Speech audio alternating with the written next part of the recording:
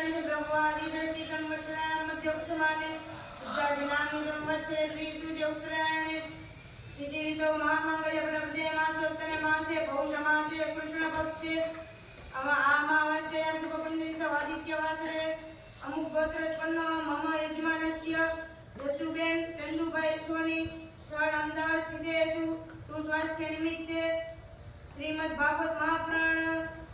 कोपि एकोध्याय तथा वैश्वदेव यज्ञ अहं करिष्ये तन्मे मनः